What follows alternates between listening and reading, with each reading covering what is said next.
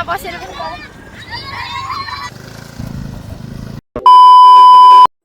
Hello everyone welcome back to my YouTube channel. After long time म चाहिँ vlog गर्दैछु आफ्नो स्विट होमबाट। अनि अहिले चाहिँ म कतै घुम्न जाँदैछु आफ्नो आन्टीसँग। अनि सो हाम्रो केही प्लान छैन, यताउति चटपटे खाने, यताउति घुम्ने अनि आउने भनेर सोचेको थियौँ। अनि हिजो चाहिँ रिजल्ट आएको थियो, अनि रिजल्ट पछि अब भ्लग त बनाउनु पर्यो, फेरि रिजल्ट बिग्रेर हरायो भनेर मान्छेले सोध्छन् भनेर मैले भ्लग चाहिँ बनाउँदैछु। अनि रिजल्ट चाहिँ ठिकै भयो, तर सोचे जस्तो चाहिँ आएन। म चाहिँ 4 GPA आउँछ भनेर स्योर भएको थिएँ कि ढुक्क नै थिएँ। 4 GPA त आइहाल्छ यताउति सोचिरहेको थिएँ, साथीहरूलाई पनि गफ दिइरहेको थिएँ। पछि त आएन, 3.90 सम्म चाहिँ आयो। त्यही पनि खुसी त भइनँ म त्यस्तो धेरै, कति रोएँ। अनि बल्ल बल्ल फ्यामिलीहरूले पनि सम्झाउनु भयो, अब केही हुँदैन, अर्कोचोटि राम्रो गर्नु यताउति भन्नुभयो।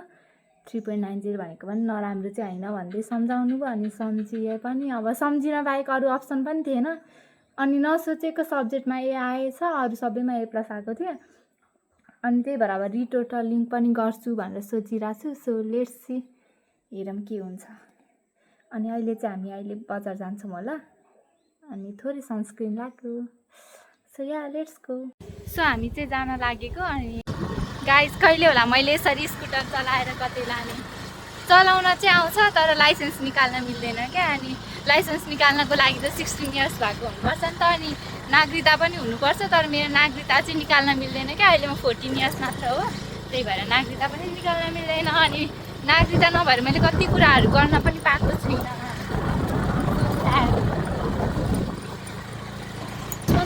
सो अहिले चाहिँ हामी चटपटे खाना भनेर जाँदैछौँ त्यो ढुङ्ग्रेबासको। मेरो चाहिँ यहाँ सिन्धुलीमा चटपटे खाने त्यही हो फेभरेट ठाउँ भनेको। अनि धेरै जस्तो आइरहन चाहिँ पाउँदिनँ क्या, घरबाट टाढा पर्छ नि त। अब कि यसै स्कुटरहरू भएको बेला आयो, नभए एक्लै चाहिँ म कहीँ गइरहेको हुँदिनँ बाहिर। अनि यहाँको नजारा पनि एकदमै राम्रो छ गाइस। सो अहिले चाहिँ हामी यहाँ चटपटे खाने ठाउँमा आयौँ। अनि अब चटपटे पनि पाउँछौँ एकैछिनमा। So here is our chatpate. अनि टेस्ट गरेर भन्नुला आन्टी कस्तो छ, कस्तो छ? Okay, let me also try.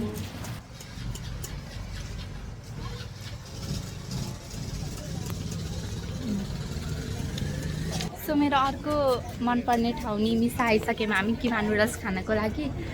Yeah we are going. कस्तो प्याक छ गाइस, एकदम मिठो। मेरो त अल टाइम फेभरेट हो।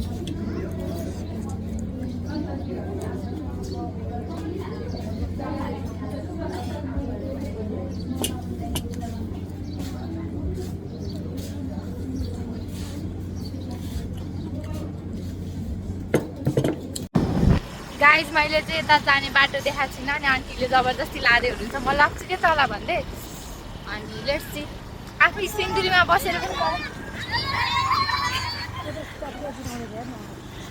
यता सिन्धुलीमा बसेर पनि मलाई थाहा थिएन कि कता कताबाट जाने हो। अब कहाँ जाने बाटो यो त कता।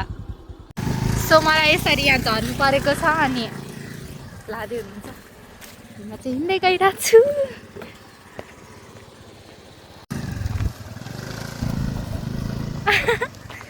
झन्डैले लडाउनु भएको गाइस, यस्तो डरमग्दो छ। यता घुमाउँछु कता यता धेर गएको क्या, यता हो क्या बाटो। सो साथीहरू 7-8 चोटि झर्दै हामी बल्ल आयौँ। अनि ठाउँ चाहिँ मैले पनि देखाएको थिइनँ क्या। अनि बल्ल यहाँ रियल राइडर। अनि हामी अहिले यहाँ कमलामा पार्टी प्यालेसभित्र पसेको, फोटो खिच्न पाइन्छ होला सोचेर यतिकै हिँड्दैछौँ। सो हामीले इनफ टिकटक भिडियोहरू खिचेर अहिले चाहिँ हामी जाँदैछौँ। अनि ह्याप्पी चाहिँ हामी बजारहरूको काम सक्यौँ, मेडिकलको काम पनि भयो, अनि ठुलो मम्मीको पनि गएको थियौँ। अनि सबै कामहरू सकेर अहिले हामी घरतिर जाँदैछौँ।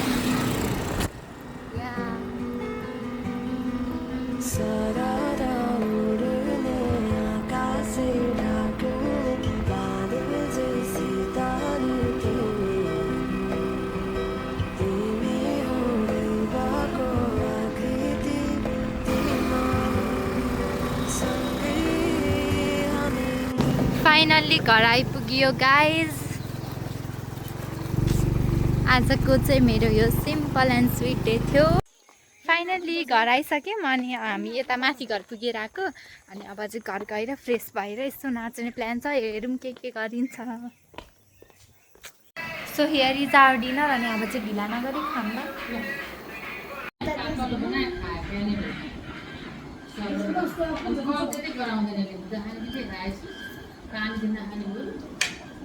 गाइज अहिले चाहिँ हामी नाच्दैछौँ। अनि